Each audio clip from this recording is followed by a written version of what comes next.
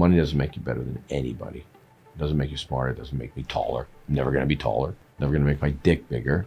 Okay? It doesn't do any of this stuff. Yeah. What do they print every day? Money. Money. Money, money. They don't make more time.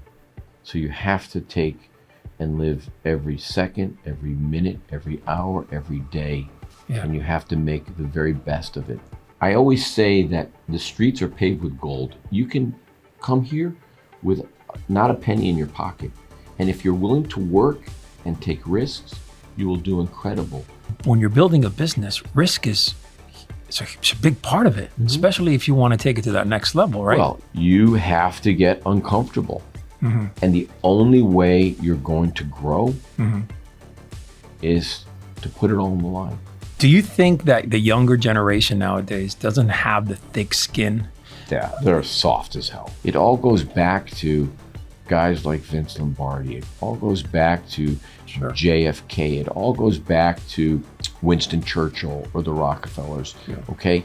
If you want to do something, do it and do it well, and put your head down and work.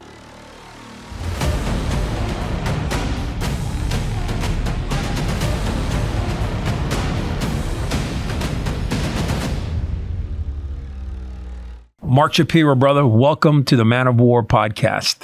All right, so we're going to continue this conversation. Yeah, this is thank good. you so much. Okay, this is great. All right, now I want to say thank you for being here because one of the things that I like to do is when I sit down on a table like this, I like to speak to other men who are making things happen. Oh, there you go. Right across. Yeah. Very There you go. There you go. Very tasteful.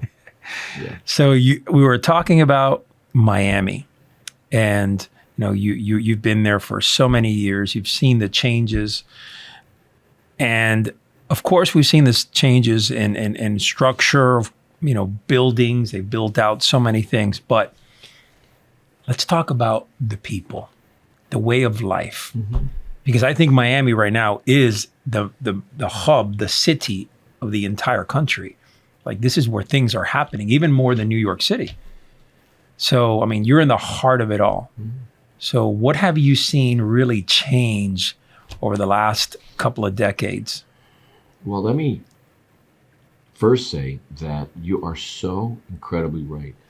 There is no place and there's no duplicating Miami, period. And it's this energy that you can go all over the country, you can go all over the world. I don't think you're ever gonna, maybe Brazil, you're gonna feel a little bit of this energy, but you're never gonna truly feel what it feels like to be either a local or to have some very deep roots here in South Florida.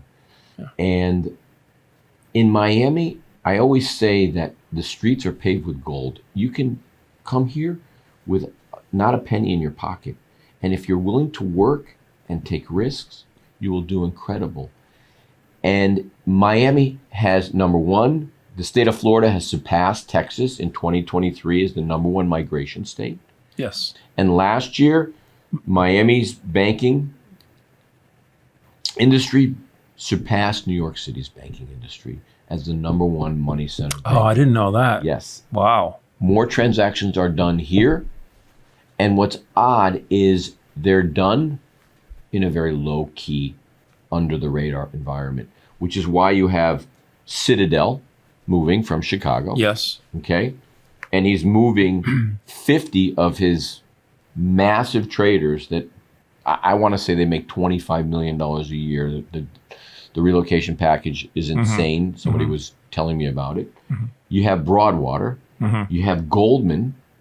You have Sidney Austin that just took 7 floors. Yeah, I heard. Okay. Yeah. Yes. Okay. I heard that. And you have all the major firms coming here. Every major money player is coming here. And guys like Joe Milton, guys like who people don't really know who he is, or the guys from the Mas family, or George or Jorge Perez, okay, or Pedro Martin. All these guys have been the moral fiber and the fabric, the Rebel family, of Dade County.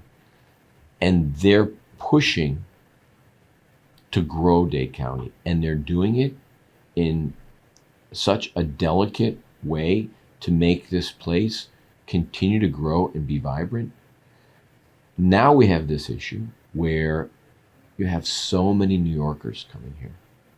And we may have another wave of influx, whatever happens in the mayoral race in New York. Yeah. If this Meshuggah gets elected, it's going to be mayhem.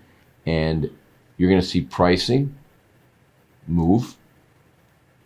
You see pricing on the mainland has redacted. You don't see a lot of that on the beach. You'll see it's a little, but not a lot. Yeah. So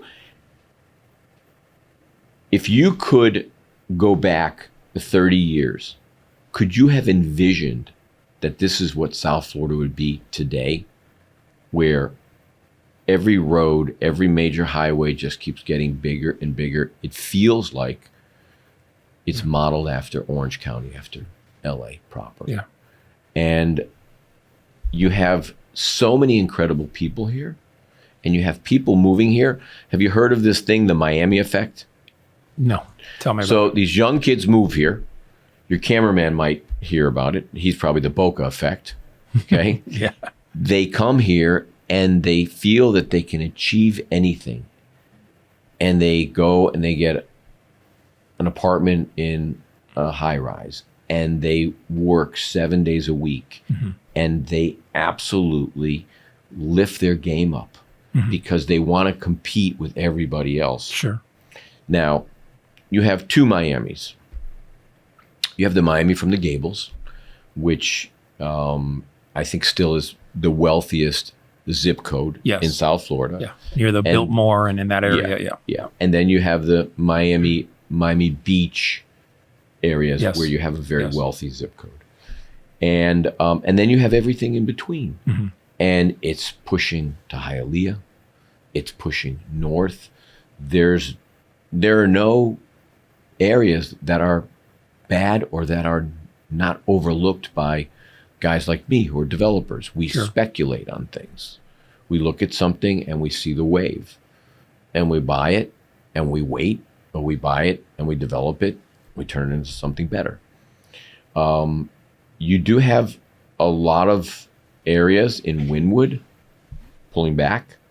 You've got some deals in Midtown pulling back. So you're seeing it's a balance. It's an ebb and flow. That's what real estate is. I mean, Wynwood is a great place, man. There's I love so it. much energy there and potential. It's incredible. Yeah. Yeah. That's where our social media office is, in Wynwood, right on That's North great. Miami Avenue. Yeah. And I love it there. That's great. We have a basketball hoop inside. Oh, We have an nice. old pinball machine, and the kids didn't even know what it was. Nice. And then we have a ping pong table. Nice. So, Nice. Yeah. So tell me a little bit about your life. Let's just get right into it. I usually ask my guests to introduce themselves, and say, hey, who are you? A little bit just for our listeners in case they don't know you. So maybe with that, let's open up with that. So I am the father of 4 daughters, Sarah, Madison, Carly, and Isabella.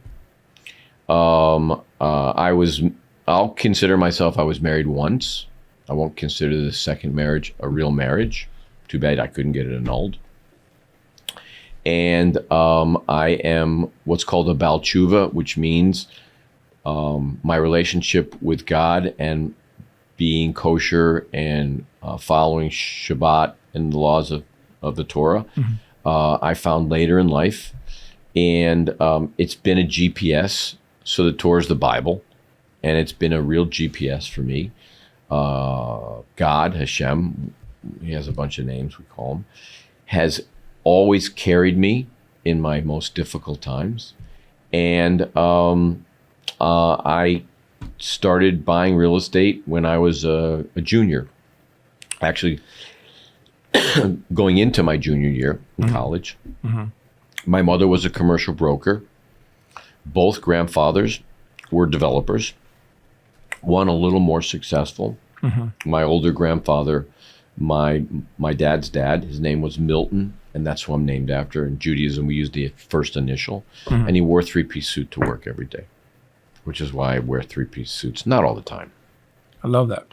And he was always a very dapper guy. started a bank.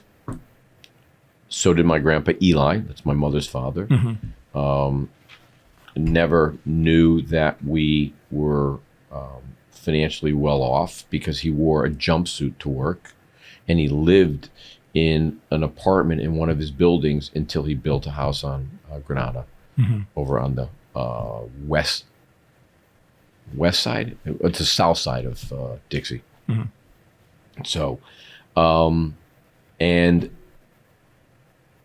I've always been fascinated by erecting things, putting things together, taking something and rebuilding it.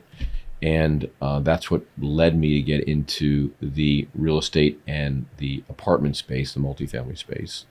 And it's been, thank you so much. We're in here. Thank you. It's been Thank you, Richard. super good to me. So, one of the things that I love about you is that you're at it, man. You're like 100 miles an hour. Every time I see you, you have a lot of energy, a lot of drive. Yeah. You're bouncing here and there. You're making things happen. I mean, is that something that you learned growing up, or is that something that you, throughout your life, you kind of built on that? No, always had a lot of energy. One thing that we don't talk much about, or we don't discuss it. So for me, sports was a very big driver for me in my life. And my sport, which I actually played 3 sports in high school, but my sport that was truly that I ended up playing in college for 3 more years. Yeah. You wouldn't imagine me as a Division II tailback, but I was 187. I'm probably 150, 145 now. Oh, you were. I was juiced up. We took everything, made us crazy. I mean, he wanted to run through a wall. And my girlfriend liked it because I was horny all the time. So, and being that I was small, but I was faster than everybody. Yeah. And when I went into high school from playing town league, so you start at 9 in the town league and you just progress. I just progressed and got better and better and better. And going into high school, my sophomore year, I played football and I played hockey and I ran track. And I ran the 100 in track. And my father was a baseball player and he wanted me to play summer league. So I had always played baseball. Yeah. So I played summer league, and that's Legion. And that coming year, the backfield coach was the baseball coach, Coach Fitzpatrick. And he said, "You're going to play baseball for me, right?" And I said, "No, I'm going to run track." He goes, No, you're playing baseball for me. You're my center fielder. So I did that because I think it made my dad happy. And my dad never missed anything. He was a dentist. He was a stand-up dentist. And playing football was very different back in those days, in the 70s. Oh, I bet. And it was a brutal game. Our cleats were leather and the tips were metal. Metal. I remember and they that. just scratch. You just, step on your hands, you cut it. Yeah, cut it up. And the pads were heavy. And I can remember that the helmets were suspension helmets, but then eventually they got better. I ended up using a bike helmet when I started playing in college. And football gave me, or actually football revealed courage versus teaching me courage to never quit and never give up and never stop. And, even in, days lives are difficult, you don't want to get up, you don't want to continue to grind, you do. Yeah. And it made me feel like I was 6 feet tall. And in a small stature of my body, I've always felt that way. So never been afraid of anything. I'll take everything head on because the mentality of a bull a herd of bulls. They see a storm, they don't run from it, they run through it. Sure. Because it's the fastest way to get through it. Yep. And today, people kind of try to dance around things. And I don't think that's the way to do it. You want to change, just fucking change, period. So the game actually empowered you, being a football player, right? It empowered you to... I love it. I think it's the greatest game there is. Yeah. Okay, now a lot of people think soccer is a great game, and I don't discount, how incredible these guys are. Yeah.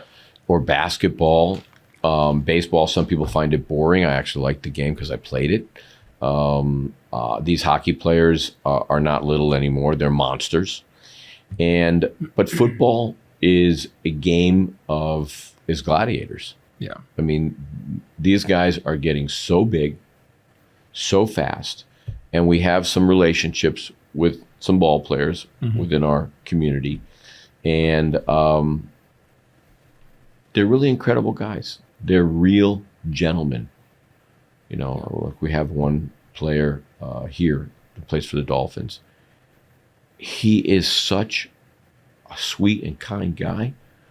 I may say next week if I don't get the 8 tickets from him for the sidelines for this Sunday's home opener. I got to text them, but they got slammed yesterday, and I'm like, I need to step up. Yeah. That was an ugly opening. Tua was horrible. Yeah, I'm sorry, but this was a very bad game across the board, and the coach is on a hot seat right now. Yeah. So. Yeah, I'm a diehard Dolphin fan, 100%. Do you remember when I think they used to practice at Biscayne College? Yes, Biscayne College. And you could go there, and it was open. Yep. And I will tell you that I remember going when I think it was the year before they were 17-0. And I remember Paul Warfield being such an amazing guy, and Jim Kick and Mercury Morris and Larry those are all Zonka, names. Manny Fernandez, Jake Scott, all these guys. And Biscayne College wasn't in a nice neighborhood. No. And after the morning practice, Shula would invite everybody to lunch. Yeah. Every kid to come to lunch. Yeah. It's different times, though. It's different times. Yeah. While you say, sure, the game has gotten, more violent in so many aspects because of the speed and the size. I question some of that. Because I go back in time, even for basketball, I go back, basketball, it's just not the same. It seems to me like when it comes to skill set, the older guys, the guys that played in the 70s and 80s, I don't know, they just looked a lot more skillful in their positions. They weren't relying on their athleticism as much. It was a skill-based sport, football, hockey, basketball. Now I feel like a lot of these athletes they're super freaks. They rely so much on their athleticism. And sure, I get it. It's faster, it's more dynamic, but I don't know. Strategically, the game has changed, especially football. It used to be run and pound the ball. It's score. You saw it in the Ravens-Bills games, 81 points. It's a lot of points. Yeah. I love sports. I agree with you. I think that they can really define character in a man. I think that, you said you had 4 daughters? I have 4 daughters, Sarah, Madison, Carly, and Isabella. So let's talk about that for a moment, because you're a masculine man. It seems like you have an alpha energy about you. I have 1 daughter, and she's 12. And I got 3 boys. So 4 daughter, that's, you being the alpha. How do you, you would think like a guy like you is, he wants a boy, name, his last name, whatever. I did. Yeah. You did. So, with 4 girls, I imagine they're great, great girls. And I'm wondering how you were able to raise them. And from your standpoint as a father, as a masculine man, how do you make that switch? You actually get more in touch with your sensitivity because you do not treat girls like boys. Yeah. They are not that tough. Now, I will tell you, of my 4 daughters, two of them are tough. And it's the oldest and the youngest. That's interesting. And the oldest is, I think, too tough. And she's stubborn as hell and holds grudges. And that's not me, because I stay mad for 5 minutes. Yeah. She takes after the other parent. And my youngest is tiny, 5 feet tall, 90 pounds of nothing. And I have gone to see, well, not in college. She's at the University of Tampa in her junior year. She's doing amazing. But in high school, I got called to the principal's office twice. And she got into 2 fights. And they were not girls. They were guys. Oh. Yep. Oh, yeah. Man. Yeah. She went guys at 90 pounds. Bullying her. Yeah. Okay. And I remember going to the vice principal's office and going in and seeing her and seeing this boy who was about 6 feet tall, okay, who was bullying her friend, and her sitting there. I'm like, honey, you okay? She's like, yeah, I'm fine. Yeah. And then me going in and talking with the vice principal, and then she called Isabella in, and she said, Isabella, tell us what happened. And so Isabella told her side of the story. And I asked the vice principal, are you going to suspend my daughter? And she said, yeah, I'm going to suspend her for a week. I'm like, okay. After she told the story, I looked at the vice principal and I said, don't you see something wrong with this picture? This boy's bullying her, her friend, because he wants to have a relationship. That's how these kids are. Yeah. So he's bullying this little girl. Her friend's name was Abby, online. Yeah. And my daughter walked up to him and said, look, if you don't stop doing this in the lunchroom, I'm going to kick you in the balls. Yeah. And he continued, and she walked up to him and wound up, and he didn't even know what happened. Yeah. And I said to the vice principal, I said, you know what? I'm not going to punish my daughter. Are you expelling her or not? And she's like, that's absolutely uncalled for, Mr. Shapiro. I'm like, no, let me know. You want me to take her home today or want me to bring her back next week? Let me know. Otherwise, I'm taking her to the mall. We're going shopping. Okay? Because she earned it. And she said, there's something wrong with your thought process. I'm like, there's nothing wrong with my thought process. This little girl stood up to somebody, okay? And she's not afraid of anything. I love and that. That's what you need to teach kids today. Exactly. Okay? Instead of succumbing and being, mealy and scared of everything. No. Now, you mentioned your older daughter. She's too tough. Why? Why do you think that? Well, my 3 adult daughters have a food channel, and they're super successful at it. They've been on Good Morning America, The Today Show, Fox, and Friends, and they travel all over the world eating.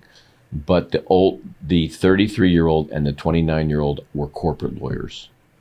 And the oldest is she's a litigator. She's ferocious. And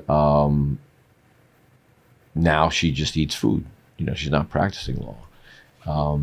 And she will tear your fucking head off over the most insignificant things.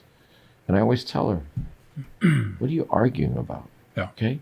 Don't argue with your mother. Okay? Just let it go. She's like, no. Yeah. And she doesn't have a turn-off switch. And it's funny because my ex-wife's dad is the same way. Super, super successful guy. Okay? In the insurance business and in banking. And he didn't have a turn-off switch. And sometimes I used to play tennis with him. Sometimes I would play against him. And if it was at the net, I'm going to hit the ball as hard as I can right at his chest. Yeah. Just to handcuff him. Just to fuck with him. You're going to go after him. Sure. Yeah. But he was a good guy. Wow. So my son, my youngest son out of the 3, He's actually going to the University of Alabama and studying. Really? He's in pre-law. He's actually now in the DA's office. So he's interning there. Mm-hmm. So good stuff. You know, he wants to come back here and eventually practice here. So that's I'm very, very proud of him. He's out there now. This is a huge change. You know, I'm speaking from a father's perspective where, you know, you have to let your kids go to college and kind of, you know, disengage from them and let them start growing up and being their own person. So I could only imagine for you as a father of 4 girls, you know, there had to be a time point where you're kind of, you know, you separate yourself and let them be themselves. You know, do you remember that time point where you were like, maybe throughout your life where you were like, okay, wow, I got to let go now? You know, maybe when they started going to college or maybe when they started building their own business. So it was more natural as I pulled back after they went off to school and they started to adapt on their own and become their own person, to be able to stand on their own. Yeah. And I would always just give them enough leeway so that they would make a mistake and have to come back, but they wouldn't come back. They would make the mistake and go to their mom because I would just resolve it. Their mom was even harder on them. She was very, very tough on them. And it's funny because my middle daughter, Madison, she's like the first child to grab somebody's hand, to warm up to somebody. She was a very warm person. Yeah. And you could never yell at Madison. You could never punish her. And we used, for discipline when the kids, we used to use this system called 1, 2, 3. And yeah, it's like timeout. They had to go sit on this stuff. Okay. And, you know, they listened. I don't know if because it was that generation, they just listened. But the fear wasn't, oh, wait till your dad comes home. No. Their mom was there, boom, discipline them. And she would tell me, this is what your kids did. Yeah. I'm like, oh, okay, thanks. Thanks for handling that for me. Okay. Yeah. You make a good point, though, because I think it's the generations have shifted to a point where it's kind of, we've seen changes across the board. I mean, we've seen women step up and fill the void where men are not stepping up anymore. And, you know, you see it here now with young men that are in their 20s, even early 30s. They're not filling the gap of being a man in their household or in their relationships. Hell, not even in business, right? The moment that they get into a tough business deal, they don't know how to negotiate. They don't know how to be shrewd or you know, God forbid that there's anything that may offend any of them. So, you know, where do you think that men lost the edge? I know, you know, you're a few years older than me, but I'm pretty much from your time where men, you know, a handshake, that meant everything. It still does. You know, you know what? I believe you and maybe me, but with the 30 crowd and the 20 crowd, they don't even understand what that is. It's a very rare occasion that you see a man and he says, you know, I give you my word and I have full follow through with what I'm going to do. It's just, I don't see it that often. And we see it, as far as I'm concerned, we see this weakness across the spectrum of the men that are coming up. And yes, I understand that a lot of them don't come up with fathers in the house, and there's a huge divorce rate where women it's a fatherless home, really. But I think that at some point there was a shift where the old style, like John Wayne, Sean Connery's, you know, that style of man kind of, I don't know, faded away. I mean, what are your thoughts on that? Before I answer that, have you ever said to some of the young kids around you, because they're all young, you know, what the epitome of cool is, and said Steve McQueen was cool, or Robert Redford was cool, okay, or Paul Newman? They don't even know who they are. They have no idea. And I try to get them to watch these old movies, Yes. like The Natural, which is I think one of the better baseball movies there is. That's a great movie. Or what's the movie with Steve McQueen's famous car chase? Oh, yes. He plays a detective. Yes, I remember. And he's in like a 68 Mustang GT. Yeah, that's a great movie, and that's a very action-packed movie, manly. Or even Clint Eastwood. People don't really realize that these guys were actually tough. The thing for me was that today, I tried, obviously we do everything by contract, everything by DocuSign. Back in the olden days, when we bought an apartment community, you went to the state it was in, to your attorney there, and you signed every document. I can remember we bought this huge portfolio in Texas of 16 assets, about 6,000 units, and it took me 3 days to sign, and 6 different pens. And they had, they had pens they had special pens that they would give you. It was a big deal. And it had to be wet ink. You had to sign everything. And then it had to be witnessed. Everything has changed. And people's degree of acceptance has changed, because today everything is so disposable. It's so fast. You want to buy a stock, it's on your phone. You want to sell a stock, it's on your phone. Yes. You want to buy NeuroGum, it's on your phone. I love that stuff, by the way. Yeah. And everything is on Amazon. Everything is supposed to save you time, but the real art of business is looking somebody in the eyes and saying, okay, we're going to partner on this deal. You need to write a check for $250. I'm going to write a check for $250, and we're going to buy this deal, and we're going to make money on it. And when the deal's not doing so well, we're going to sit down and we're going to figure out how to make it do well.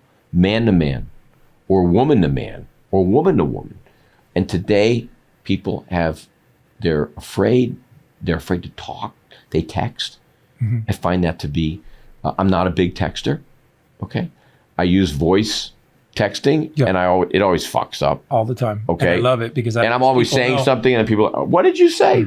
I'm like, I didn't mean to say that. Voice to text. That's what I say. Make what you make out of this. I'm not going to sit there doing this. I cannot stand it either. And today, can you imagine how fast these people text? Yeah. These kids are amazing. Yeah.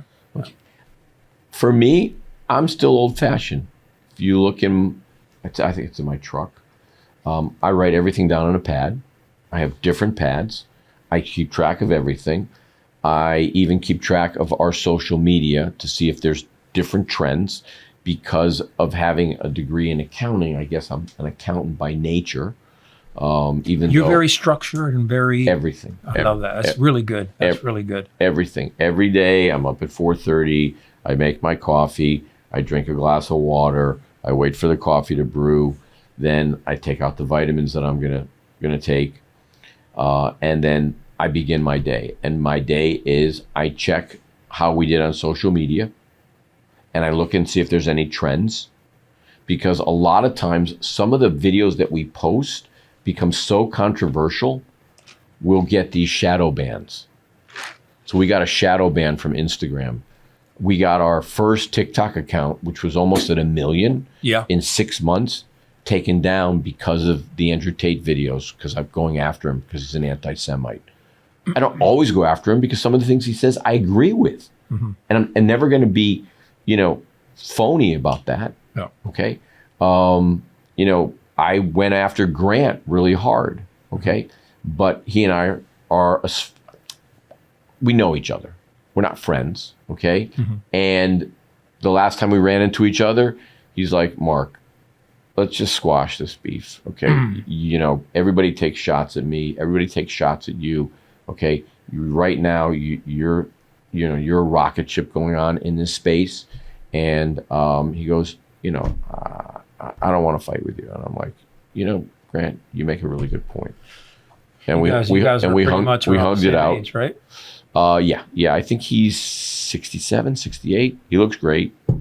He and I are different. We're very different. Tell me if I'm a very low key guy. I was raised, okay. Even though I built 2 beautiful homes on the Venetian Causeway looking north. I don't live in anything fancy now. But Mark, tell me if I'm wrong. And you're a little older than me. Not by that much, but at least in my life, this is what I felt like. After a while, man, after you're pushing 40 and you get into your 50s, like, things that you were holding a grudge on, for years or before, it's kind of like, what, man? Like, wash your hands with it. And like you said, hug it out. I got a question for you. When did you realize you didn't have a filter? That's a great question. I mean, it wasn't in my early days, that's for sure. It was more probably like a few years ago when I really started realizing that, hey, man, but in my space, I feel like not having a filter actually has benefited me. Okay. Because I like to speak the truth, even though I get shadow banned just like you. Okay. I'm very direct. I don't like to, bullshit around. I'm very direct. So probably in my late 40s is when I realized I really don't have a filter. And either I can do 2 things. I can either shut it down or open the gates. And I kind of went the opposite way. I went open the gates, and just let it all come out. Because now for me, so being an undercover agent for many years, that's what I worked narcotics undercover. Before that, my whole life, I was a Wall Street broker. I was very successful. I managed almost $1 billion back in the trading days. All right. And that was a lot. Back in the 80s and 90s. Yeah. That's a, so, and it was active trading money, right? So it was very active. I was a stock broker, not a financial consultant, had no interest in that. I was a trader. And for me to go from making almost $1 million a year in commission to making $38,000. Okay, because that's really what it was. I sat across my wife for 1 year. She said, wait a minute, I married a stockbroker. What do you mean you want to be a cop? So I took a 95% pay cut. And why I'm even talking about this is because from this angle now that I took this pay cut and I shifted my life, everything that I did was very, very private for almost 20 years of my life. And for me to be authentic and transparent and to speak in social media and let the floodgates out, that was against everything. So to answer your question, I realized that I didn't have a filter probably late in my 40s. And then I opened up the floodgates and I said, you know what? I either can shut it down or open it up and just be authentic and transparent the way that I speak. And that's what happened. And luckily, it's worked out, even though I get shadow banned and freaking suppressed all over the place, but that's where I stand, and I'll live and die by the sword. Hey guys, we'll get back to the video here. I want to introduce Man of War Elite Performance. It took us almost 2 years to develop this. We've been testing it over and over again, and we believe we have an amazing product here. First off, the EAA for recovery, the best of the best. We have a tremendous amount of Aquamin, 3 times the closest competitor. If you don't know what Aquamin is, research it. It's a great recovery tool. Also, here we have creatine. A lot of junk out there. A lot of junk. Protein. You want to talk about best tasting protein? It took us 16 different times to work out the flavor in this and make it the cleanest possible. This is a chocolate flavor, the best chocolate flavor that I've ever had, and I think that you will ever have. This is 24 grams of protein per scoop, and it's a very, very clean tasting protein. We'd love for you to purchase this, try it out, and let me know. It's funny. I don't even remember, but I just don't want to hold anything in. My dad, he had bleeding ulcers because I think he internalized a lot of things, and he never wanted to hurt anybody's feelings. And I saw that. I saw him struggle with that. And sometimes you got to say things. And it's funny because I had a conversation with somebody coming up here, and it was, I would say, a difficult conversation, telling somebody that the way they acted and how they spoke to me was unacceptable. But because I truly love them and care about them, I'm not mad at them. I accept it, and I understand that they have certain issues and limitations. This person happens to be a rageaholic, and I really, he's trying to get help, and he's been doing better. And he didn't like the response that I gave him. He asked me to do something, and I said I would do it, but I will do it the way I think it needs to be done under my terms and conditions. And then whatever it is from that point, it'll get resolved. And he's like, no, I want you to resolve it for me today. I'm like, how am I going to resolve it for you today? This was right before Shabbat on Friday. I'm like, I'm not resolving it. I say, I'm going home. Yeah. Okay. I'm going to take a hot shower, and I'm going to get ready, and I'm going to go walk to temple. Okay. And I'm going to go turn my phone off for 25 hours, and I'm going to go give my glory to God who watches over me. And he's like, no, you got to do it now. I'm like, I have 11 minutes. Okay. I'm not doing it. And I said, I'm going to hang the phone up. I know you're swearing at me, because he was swearing at me. And I said, I'll call you on Sunday. Yeah. I said, I'm not going to call you Saturday night. I'll call you on Sunday. And I didn't reach him on Sunday. So driving up here around Hollywood, I got him on the phone, and I told him, I said, look, I'm resolving the issue for you. Okay. And I will pay for it, but the way you spoke to me is unacceptable. Yeah. Okay. And I do care for you deeply, but don't ever speak to me like that. Right. And don't think it's acceptable, because it's not. Yeah. And then he apologized. And I said, I know who you are. I know how you are.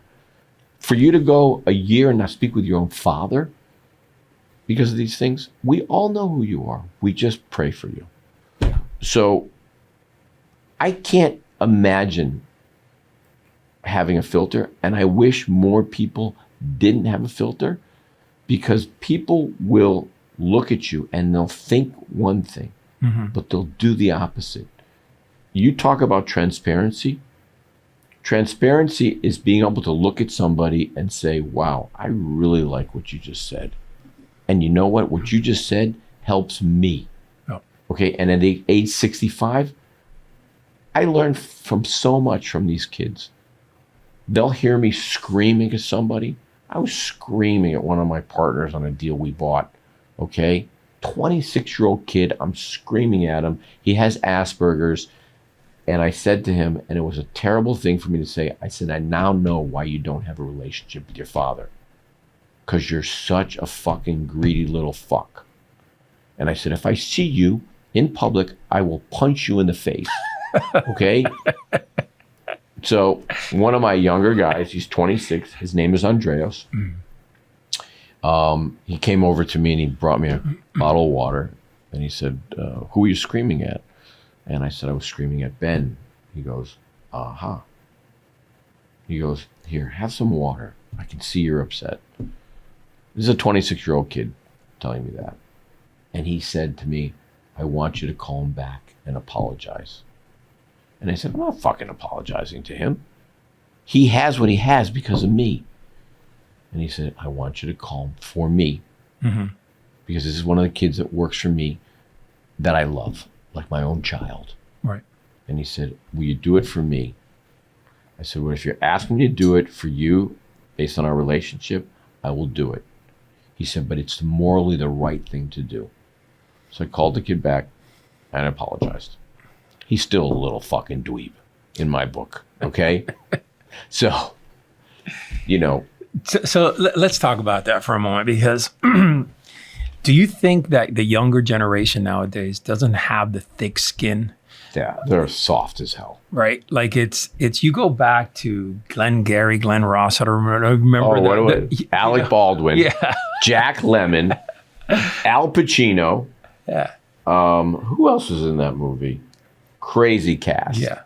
Crazy cast. Yeah, you want the what were they? The Rio Rancho leads? Yeah. It was the Rio Rancho Coffees leads. for closers. Yes, coffees for closers. I love that. Yep. Kevin Spacey. Kevin Spacey was there. Yeah. I love that movie. But I think that there's that edge. It tends to be missing. And they're quick to be offended by, look, I tell the guys in here, I go, look, you got to have thick skin to come work here, because sometimes I will blow my top, deal with it. There's sometimes I'm going to say things that eventually I'm probably going to have to apologize for, deal with it. That's just the way it's going to roll. I mean, look, if you're going to be working for someone that's dynamic, that's a game changer, that's disruptive, he's going to come with that edge. It's not always this perfect, walk, have to walk on glass everywhere we go. So you have to be able to have thick skin. And I don't know if people in this day and age have that. I think they're very soft. Let's talk a little. Super soft. Yeah. Let's talk a little bit about your success. Mm-hmm. Okay. You're very chill. I like that. You're very, very chill, but when you speak, you communicate in a way that is very direct. There's no fluff. You can tell that a man with experience, with a backbone, who has been there and done that, I would consider you a man like that. First and foremost, let's dive into your inner circle. The people that you connect with, the people that you hang with, not the people that you are, kind of friends with, but the people that are truly within your inner circle. People that advise me. Yeah. Those people that you trust, that that if you turn your back, they're not going to stab you. First of all, how did you build that group? Second of all, do you have any criteria to be in that inner circle? So I built that group decade after decade after decade. My personal attorney is going on 37 years. Wow. And he's now with a firm called Ramon Law, but prior to him, he's a little older than me. He's 69. Prior to that, he was the managing partner of the real estate division for DLA Piper, which I think is maybe the third largest firm. And they're Olympic billers. And we always have in-house counsel to watch that. But this is my personal counsel. He always advises me on what's right to do. I have another lawyer like that. This guy's name is Bob Goldman. The other lawyer is a guy named Robert Cohn. And he closed my first deal when I was 23. And today I'm still close with him. He is we're actually doing a public offering for Shapiro Capital, similar to the way that we work leveraged up. We're taking Shapiro Capital public because we have had such amazing assertion into the education space. Wow, that's amazing. Since June 20th of last year, we're almost 1,700 students, members. We've surpassed 100 million in closed transactions, I think 207 within the community. But we're closer to 200 million. People don't want to post their wins. People don't want to come forward and talk about their deals. People take what I tell them to remain silent. They take it sometimes to heart. And now when this next round of what we're doing, they have to give us a client win, a student win, so that we can track it. So you're basically saying, hey, come out here, give us a testimonial of your wins. Correct. Sure. And a lot of people don't want to do that. I have one student, I won't say his name. He's bought 33 deals in the last year. Nice. And he was a county lineman, which I can think of the Glenn Campbell song, I'm a lineman for the county. Yeah, yeah. Okay, and this guy's the epitome. Wow. Cowboy boots, baseball cap, salt of the earth dude, okay, from the Midwest. I love the guy. And he's followed the program step by step, but he's done it in hyperdrive. Now, being able, I don't even know if that's a word, being able to make a difference and do something like this, for me, at age 65, I realized it became passionate for me. Now, to answer your question about what gets in the inner circle, the equation from one of my classes, it was actually a insurance class that I took in college, and the professor's name was Mitnick, and he was a prick. I always used to show up late because it was like a 9 a.m. class, and I was, during ball season, I was exhausted, Toasted, ate yep. shit, and I'd stadium seating, and he'd always say some shit to me, okay? And he said the equation for trust is truth over time equals trust. And it always stuck with me. And my CFO, I've been friends with since I'm 8. And he was one of the original Blockbuster guys. Wow. So he doesn't need money. And he said to me, you now need a president and you now need a sales director because you're building this out so rapidly. And you need to step back because right now we just bought a deal, a 344 unit deal, bank deal. I have 6 other deals under contract, and driving up here, I'm negotiating to buy 1,500 units in San Antonio and take them over from the bank. I'm just taking them over for the debt. I'm writing a check to the syndicator that's over fucking leveraged. Wow. Okay. All of his LP equity is going away. That's a smooth transaction right there. And then I'll put up the equity from either myself or one of my institutional partners, and we'll recapitalize the deals and stabilize them and bring their rents up. And I'm negotiating this. And then when I got out of the car, I'm talking with my head of my acquisitions. Mm-hmm. And I said to him, I said, look, just make the deal. Okay. Mm-hmm. Get an LOI to them, get it signed. Okay. Then we'll fly out. Okay. You just tell me you want to fly out tomorrow morning. We'll fly out tomorrow morning. You want to fly out tomorrow after, whatever you want to do. We'll go out to San Antonio. We'll run the properties real fast. Okay. I said, just run the deals the way I would do it on the back of a napkin. It's going to take you 10 minutes. Just tell me what the numbers are. So as I was walking in here, he called me. He goes, Mark, there's a $43 million hit on the deals upside if we put in $15 million in equity. I said, how fast is that? He said, 90 days. I'm like, how did you calculate that? He goes, the way you taught me. I'm like, okay. So I said, call Smitty, that's my CFO. Mm-hmm. Call Smitty, see if he can go tomorrow, okay? Find out if I have anything tomorrow. If not, we'll go on Wednesday. And I said, I know a great steakhouse in San Antonio. So we're going to go there, or we'll get barbecue. Yeah. And just arrange for a car to pick us up at the airport. And I might have just bought 1,500 units on the drive from this kid's house over by Meisner Park to here. Amazing. I mean, I talked about it on the way up. Yeah, yeah. After I had that difficult call. So look, so the inner circle. That's what I'm talking about. Like, is people. That's amazing. Who don't fuck me. That's okay. It. And I that's give them the opportunity that's to fuck me.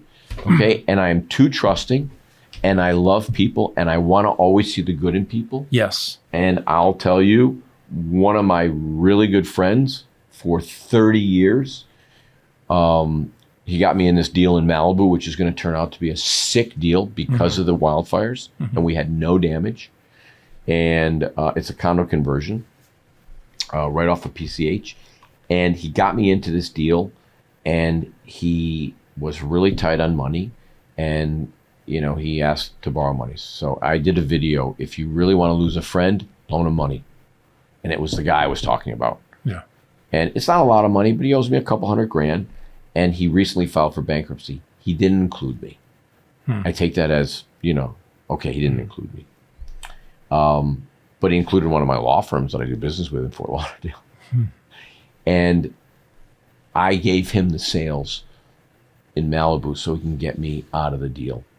And I know we filmed it. I don't know when Tanner's going to post it. The asset's gorgeous. Charlie Sheen lives there. Oh, nice. One of the first buyers.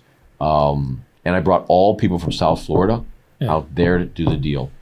Designers, sales, marketing, everybody. How you run your business model, okay? Because you're moving left, right, and you're quick. But what I notice is that you trust people around you. You have to. And you delegate. You're quick to delegate and say, I need this, this, and this. I need you to fly over there, tell me the numbers, get that back to me, bang, bang, bang, bang. Do you believe that this is where a lot of business owners fail? Like, meaning that they fail to learn how to truly delegate. A lot of times when people come to me and say, hey, real estate is not my cup of tea. I don't, I would love to learn more from you. I'm more into mergers and acquisitions. I love building companies or buying distressed companies and then flipping them and selling them, right? However, what I see a lot of times is that individuals, business owners, they want to do everything themselves. And they don't, in their mind, they feel like no one's going to be able to do the thing better than they're going to be able to do it. So they fail to delegate. They just, they figure, I got to do it all because no one's going to do it as good as me. Tell me, when you delegate these things to other people, we know you can do it the best. Are you okay with them? I may not be able to do it the best. Or you may not be able to do it the best. When you delegate, you trust these people wholeheartedly and say, hey, look, you got to go out there. And I say sometimes that if somebody can operate at 80, 85% of what I'm capable of operating, I got a winner in my hands, okay? But at the same time, there's some things that I may not know that person can do better than me. So what's your philosophy on delegation and giving the trust to people around you as a leader? The only way to truly grow is to let go. And when right before in 2005, we were being underwritten to go public by Grunthal, they just didn't price our shares at the right price for me to pull the trigger. It was close, and on a reprice, I probably should have done it because being a public real estate investment trust gives you a lot more flexibility. But because I owed so much money to Mass Mutual, and they were on our board, they had to give me approval. And they set a number which was very similar to my number, and we weren't coming off that number. And I've always been able to let go and find people that are better, smarter, and more capable than me. Okay. And I always say this, and a lot of great businessmen say, I have PhDs. I have law degrees. Okay. I'm a CPA, and they all work for me. And it's easier for me to hire somebody that makes me look good and for them to understand my philosophy. So my philosophy is pretty simple. Okay. Whether we're building product for sale or to hold, or we're buying product, I philosophically cannot pay retail for anything. Okay? Maybe I pay retail for my car or my clothes, But when I buy a piece of real estate, if I'm not buying it at a severe discount, I'm not buying it. So last year, in 2024, we only bought 2 deals. This year, we'll buy close to probably $275 million. If I buy this deal, it'll put me at $500 million. So that's just, and we're just getting started, because after the great financial crisis and after the realignment of the banking laws were rewritten by Barry Frank and Chris Dodd-Frank, assets don't have to be marked to market now, and they can keep them on the books, and it doesn't take away from a bank's net capital requirement. So they can still lend based on their capital, and it changed the way banking is done. What it allowed them to do is carry all their bad loans. And there are bad loans after bad loans after bad loans. So there's probably $3 or $4 trillion of toxic paper sitting on these banks' books. Lord. And that's why we're able to buy these deals at a severe discount. You know, why would I buy a deal in Garfield Heights, frickin' Ohio, which is a suburb of Cleveland? I don't even like Cleveland. But I'm buying it at a lot less than I can build it for. And all the numbers work based on what we can buy it for and what we can do to it and why this market is such a strong market. And real estate's portable. You can go wherever you want to go. So you build that inner circle. You delegate to people that truly have a vested interest. So they get a participation in you succeeding. When you succeed, they succeed. And you create wealth around you. And people are inherently greedy. Yeah. People inherently want a bigger house or a nicer car. Okay? You know, I'm not a Ferrari guy. That's just not me. But I saw one on a flatbed and I'm like, you know, I think I'm going to buy a Ferrari. And I've been seeing them. You know, but I'm not a Ferrari guy. Hopefully they ride better than the last time I had one, which was in 1997. And they sucked.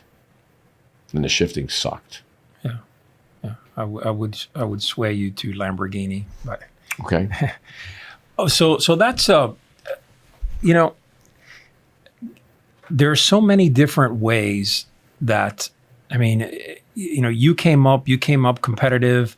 You know, it seems like you have, you know what you want, you know your focus, you know your mission, but let's talk about your purpose.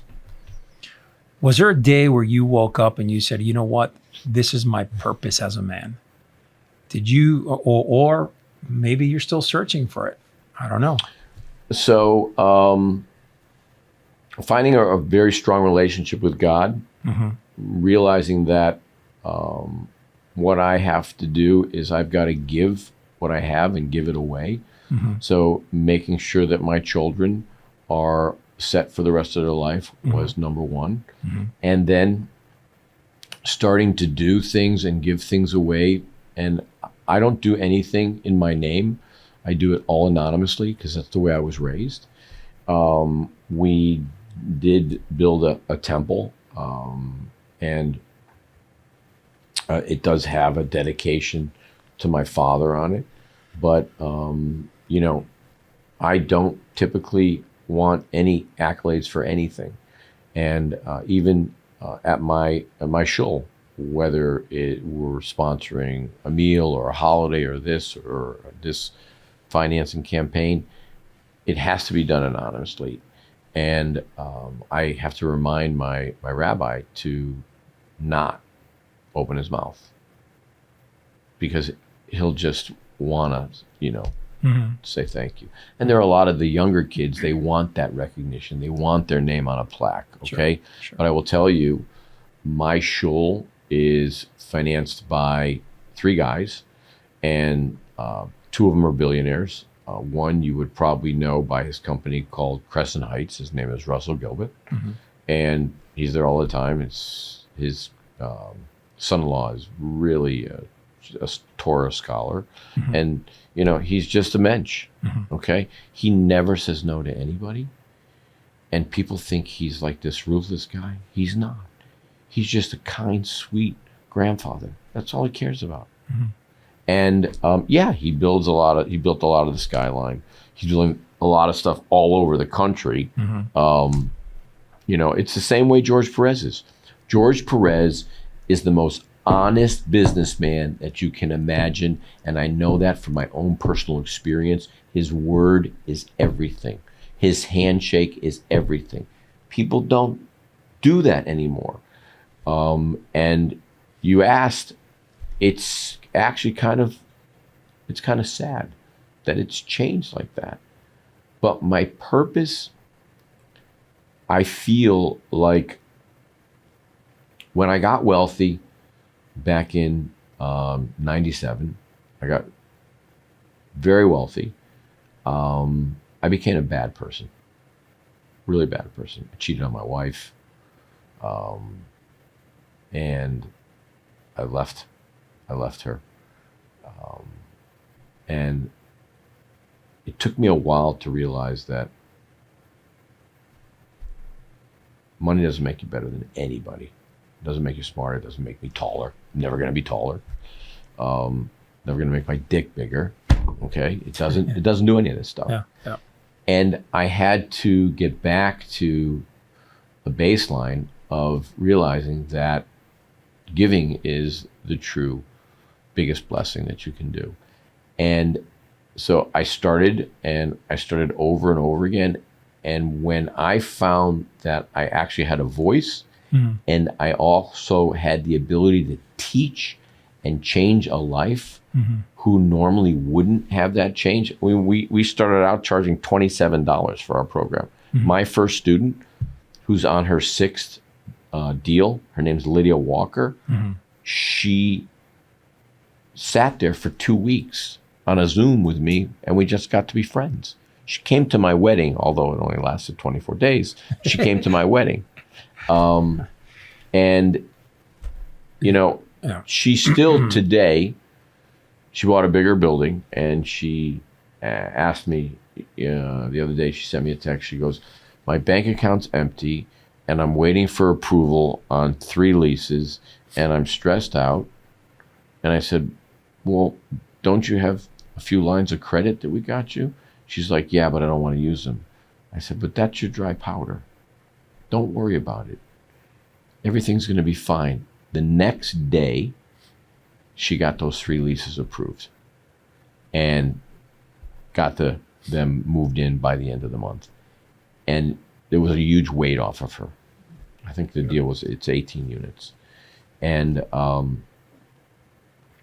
can remember negotiating her first deal with her on the phone.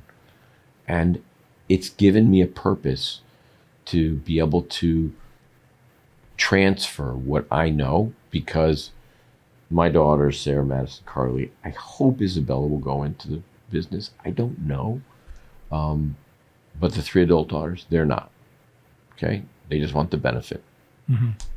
I hope Isabella does, but if not, teaching is my legacy. And doesn't mean I might not have another child. One of the girls that I'm dating does want more kids, but I don't know. You know, I mean, I would have another child all day long. You love kids? I love them. Love them. It's the greatest privilege to be a parent. Absolutely. And it's truly an act of God to do that. Your mother and father, did they stay married for a while? Yeah. And my dad passed away in 2005 from a severe heart attack. He was a runner, really good golf player. And my mom died in 2023 of COVID. She would have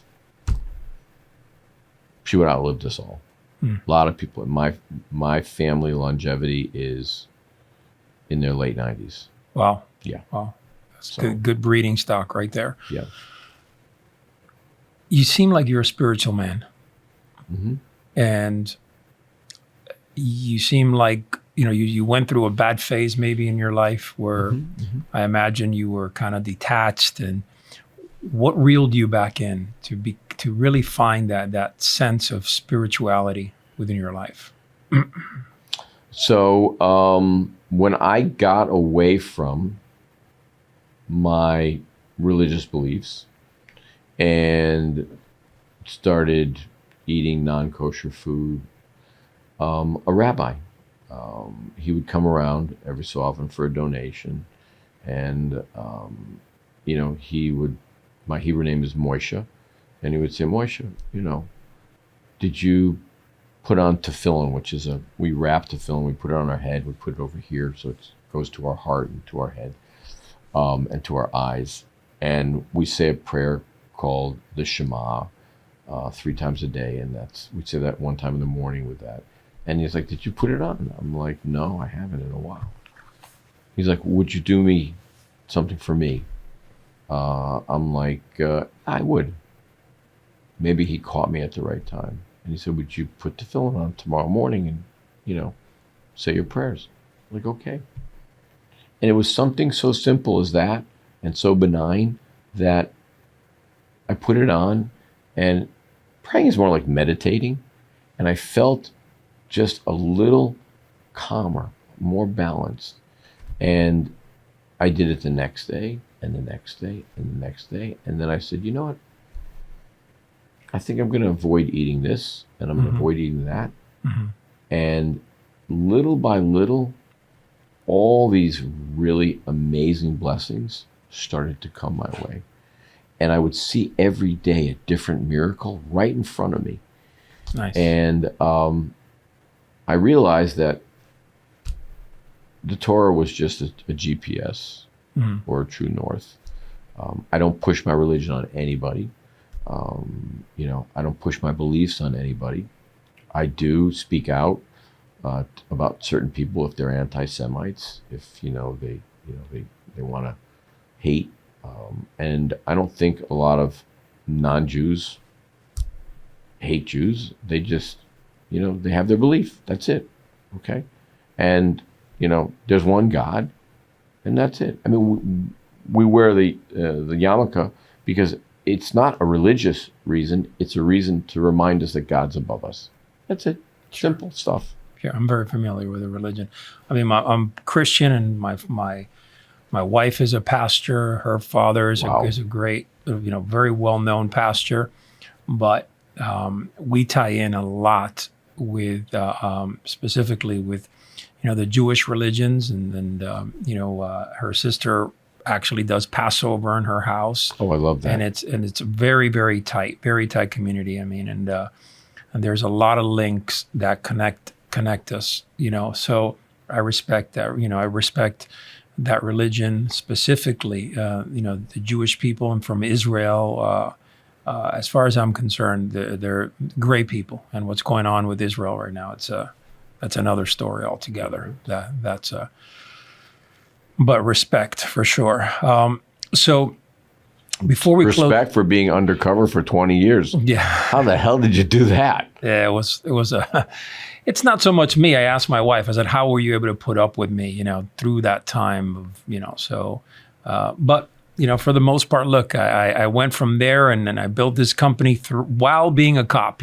My last 3 years, I was working on building.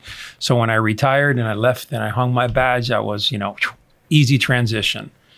So that was, it was really a blessing. Not many cops do that. They go into depression. Usually the lifespan, I don't know if you know this, for a cop is about 4 or 5 years after retirement. That's it? Yeah, they kill themselves or they get a heart attack.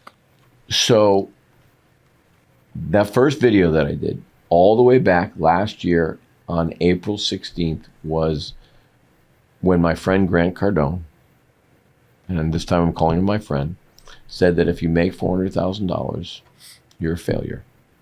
And my comment was, well, what about all the police officers? What about all the teachers? What about all the firefighters? What about the people that do all the municipal work?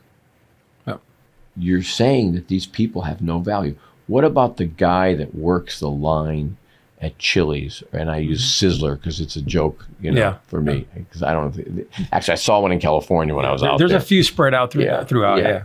And my point was that you cannot talk negatively about the people that really run our country. Okay, the nurses, who is thanking them? They're making 90 grand, 110. You can't live on that here in South Florida. No. Okay, you can't even go out for a steak without spending $400 or $500 in Miami Beach. So I don't know how people do it, okay? But I will tell you that there are ways for someone to build themselves up, build a net worth, and build long-term income if they just put their head down and they do something. 20 years undercover, going from being a successful broker.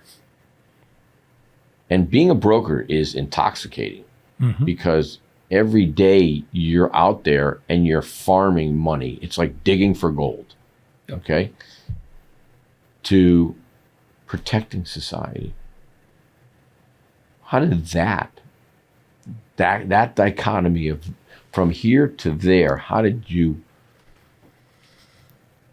shift? Yeah, that's well, put it to you this way: it was we went through a lot, but I think it was a defining moment. I'm talking about cars being repossessed. I'm talking about having my house foreclosed on. I'm talking about experiencing the bottom of the bottom, especially with a newborn, and my wife, just brand new bride, and she's coming into this world where I'm up here. I have my own branch office, 17 brokers under me. I am living La Vida Loca, man. I'm living it, brand new cars, beautiful home, country club, all that great stuff. And the next thing you know, I'm sitting in front of her saying, listen, I got to take a pay cut. What do you mean? Well, I want to do this. Not only do I want to do this, but I want to go into one of the most violent cities in the country to go in as a police officer. So yes, it was a transition that was ugly. I learned so much, but it was almost cathartic and a defining moment in my life, because I truly believe if I had not gone down that road, I would have split. Like you, when I started making money, this was, I was divorced once, and to give you just an idea, my paychecks that were coming in from my police department, half of that paycheck went to my ex-wife. So I think it was $1,800 that I made every 2 weeks divided by 2. So I took home $900 every 2 weeks to have my family, my wife. I mean, but what I learned was how to pivot, because I had my entrepreneurial spirit. So that was a long story. I went out there and started recruiting people and built a business that I was able to sell, and contracting overseas, and traveled every off day that I had, would travel and teach the military and law enforcement. So it's a very, it was life-changing, but these were defining moments in my life. So speaking of, what were your defining moments? Or did you have one moment in your life when you went from here to here? Like, did you make a huge pivot somewhere along your life? I've had a bunch of those defining moments. I would say that being here in South Florida and taking all my available capital and expanding my business, and prior to Hurricane Andrew, we were barely, maybe 80% occupied. I could barely pay my mortgages. Wow. I was juggling. I was late all the time. And when Andrew hit and all those units came out of service, we filled up. And I then took every penny I had and I went out and bought as much as I could. And that gave me a completely different financial picture in my life. So stop right there. So let me understand there. Okay. You risked a lot. I've done that several times. Right. So you risked a lot. Everything. Yeah. And you basically said, here it goes. So, and this is one of the things that I talk about often. Mm-hmm. When you're building a business, risk is it's a big part of it, especially if you want to take it to that next level, right? Well, real estate is all about financial engineering, and you try to de-risk your deals. But when you're going from one level to another level to another level, you sometimes have to reach a little further. Like, I can't reach this cup right there. It's just right there. But you know what you have to do. You have to get uncomfortable. And the only way you're going to grow is to put it all on the line. Yeah. Now, today, I don't do that. I believe you should jump into the deep end.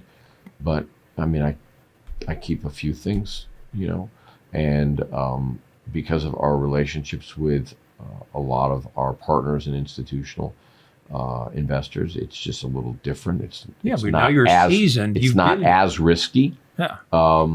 But every deal's risk.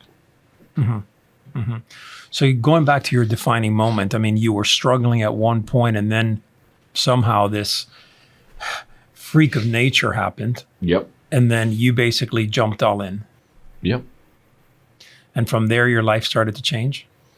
It changed pretty dramatically. And I will tell you, when I probably regret the fact that I sold a bunch of units in 97, but I really thought that it was the thing to do. I once actually figured out what I made on that transaction and what it would be worth today. And today it would be net a couple $2 billion in equity. Wow. And I ended up making about 140 after tax. And then first thing I did was I went out and bought a G4. Wow. You know, that was a dumb thing to do. Okay, but it's very convenient to fly private. It's a business expense. Makes things easy. And you know, that's nothing you never see you don't see where I live, you don't see what I drive, you don't see any of that stuff for me on social media, because I was raised, you know, you just live quietly. So let me ask you something. And this is time, right? Because when you have a plane, when you fly private, when you're moving, once you get, and there's obviously different levels to the game, but once you get to a level where your time is truly worth, you know, it's truly worth something meaningful. When you are traveling in your jet and you're flying from here to there, can you explain really why or how the philosophy behind your time? I mean, how much is it worth? That's when you see people travel, and I tell a lot of the guys, I go, look, I don't have a jet, but you know, when I travel private, it's because my time is worth something. And it's so, for me to go here and spend 10 hours in an airport and do this and do that, is just, it doesn't factor, right? So what is your philosophy behind time and being able to get to point A to point B, knocking out business and coming right back? It's simple. What do they do every day? What do they print every day? Money. Money. Money, money. They don't make more time. Yeah. You can never get this second back, or that second, or that second. So you have to take and live every second, every minute, every hour, every day. Yeah. And you have to make the very best of it. Yeah. And that's why I don't think I have a filter, because I'm not going to leave things unsaid. Yeah. Okay. And when I go back to when I met this woman, I fell madly in love with her, or maybe the idea of it. And I still have that same idea. I still believe that there's that person out there that's going to make me a better man. Sure. And that I want to grow old and spend time with that person. Okay. For me, if tomorrow I didn't have 2 nickels to rub together, in 6 months, I'd be a multimillionaire. But it's because of what I know how to do and who I know. So I guess that whole theory, people say your net worth is your network, I guess it's actually true. Yeah, that's powerful. That's powerful.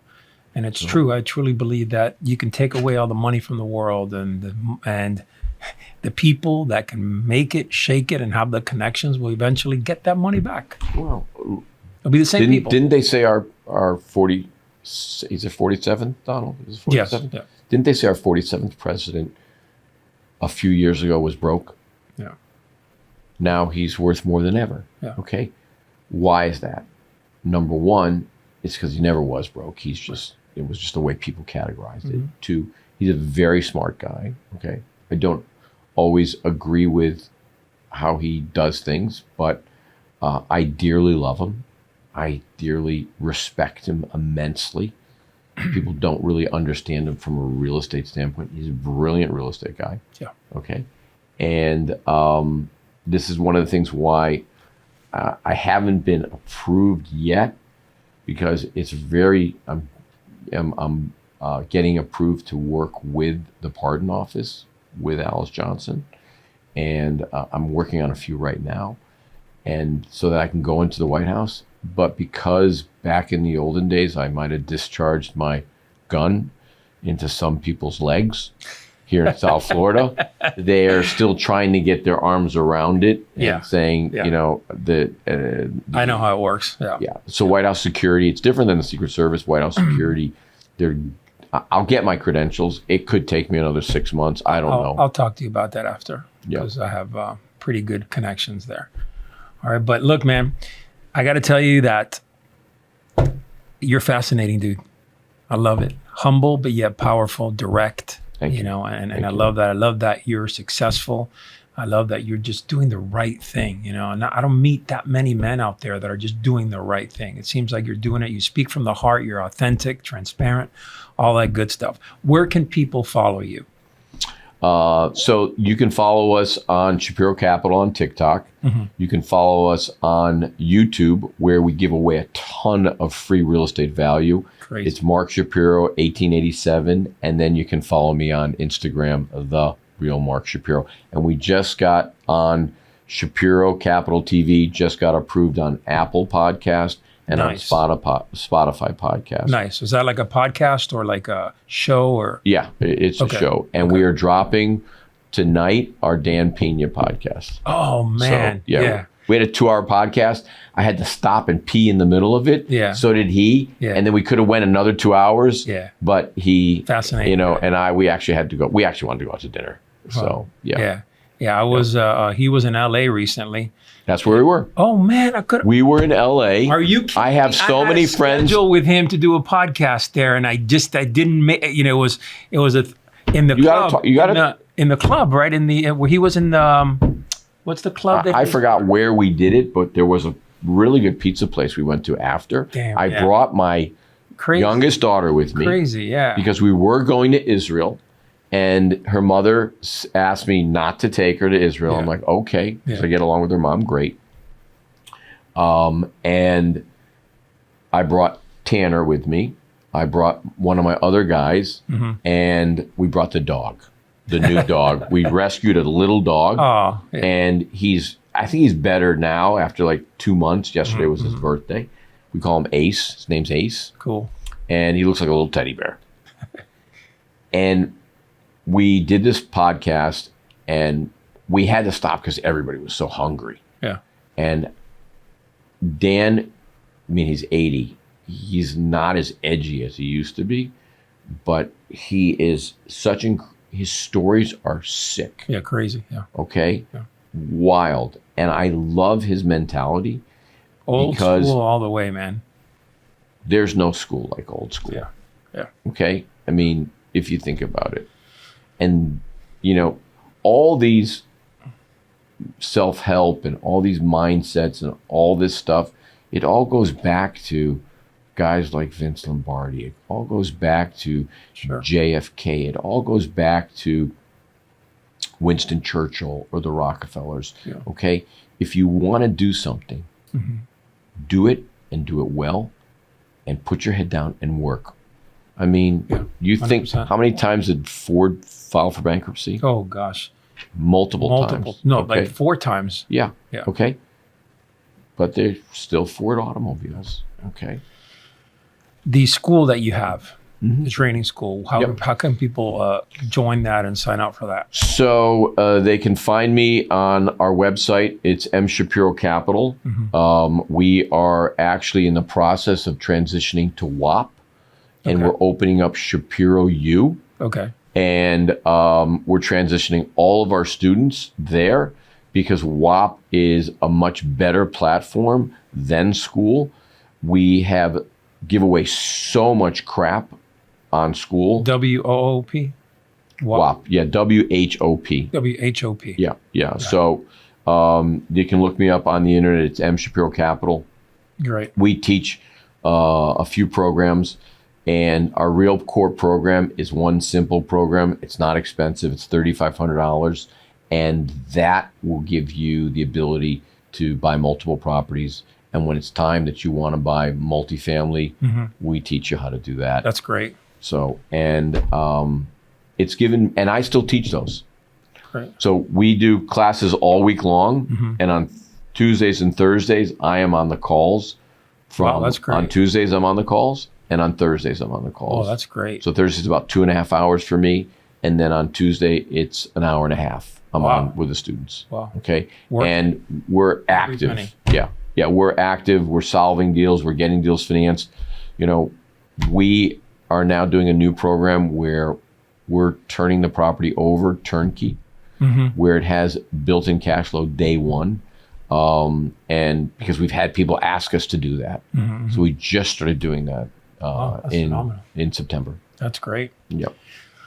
My friend, it was a pleasure to have you on. Amazing. And I'm definitely going to bring you back because there's so much to talk about. I think that we only got like 10%. All right, guys, if you're loving this content, do me a favor, smash that subscribe button, turn on that notification bell, share the hell out of this content, and of course, comment. May God bless you. Check you on the next one.